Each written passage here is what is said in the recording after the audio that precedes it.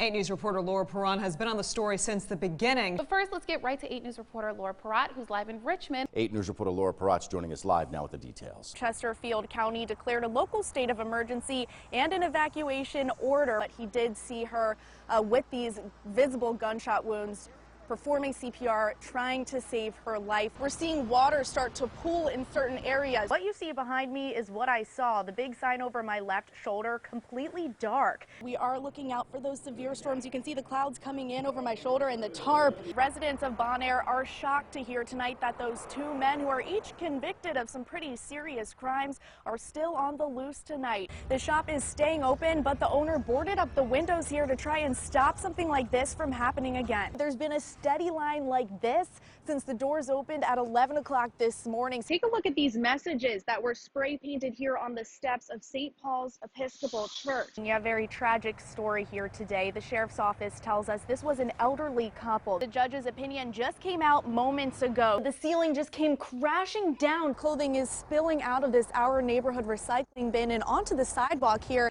Most of the people who spoke questioning why it took 4 months for the body camera video to come out. I woke up to the alarm company calling me, and they said there's activity happening in your store. Security cam video from inside Griffin Vape on West Broad Street shows looters breaking the glass door, storming into the shop, and stealing merchandise early Sunday morning. Owner Adam Sanabani says the cash register was emptied. I tapped into the cameras, and I just see it's a free-for-all. Like, there was 7 or 8 people in there just taking as much as they can, running out, and rinse, repeat, rinse, repeat. One of his employees soon came by and fought off the looters.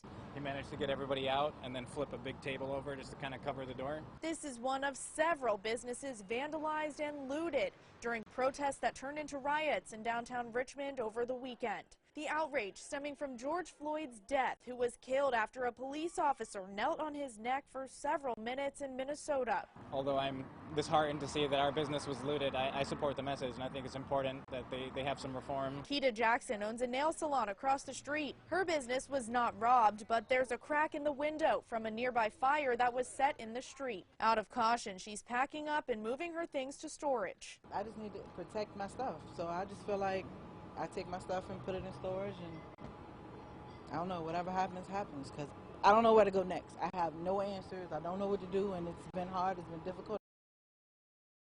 For 85 years, you have stood strong and tall. You've been a wonderful blessing to one and all. After many years in business and lots of longtime customers like James Taylor, who wrote this poem, Dunn's Barbecue on Mechanicsville Turnpike will be closing. Coming to an end. A little sad. Owner Stuart Martin bought the restaurant from his mother, who bought it from his grandfather. His grandfather started the business out of a gas station in 1935 when a customer told him, "Must have done you a good mechanic, but you're in the wrong business." Martin took over the drive-in barbecue joint in 1986 and continued to serve up customer favorites. I always get a barbecue with slaw. Customers like Taylor have been visiting Dunn's for their whole lives. We used to come over the bridge and come over here to Dunn's Barbecue.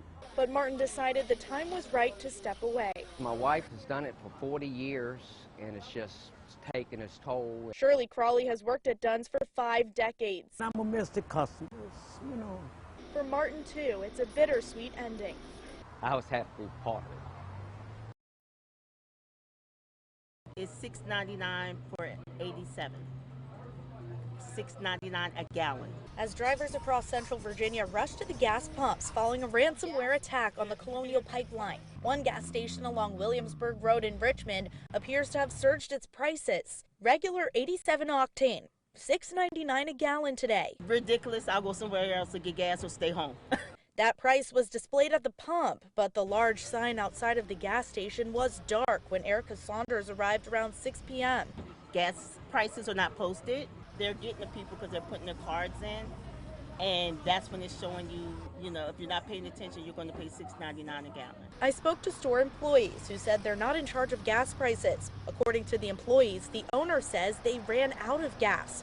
But I watched as drivers filled up their tanks with the $6.99 price tag. One of those people is this man who didn't want to be identified. I pulled in, I started pumping my gas, and then I realized I'm putting $80 worth in my truck. Some customers calling it price gouging. Attorney General Mark Herring $6.99. $6.99. calling it that too. It just breaks my heart because we're all trying to get through difficult situations together. He says under the state of emergency Governor Ralph Northam declared today, Virginia's price gouging laws have gone into effect. We will investigate it, and if there's price gouging going on, we won't hesitate to make sure our laws are enforced.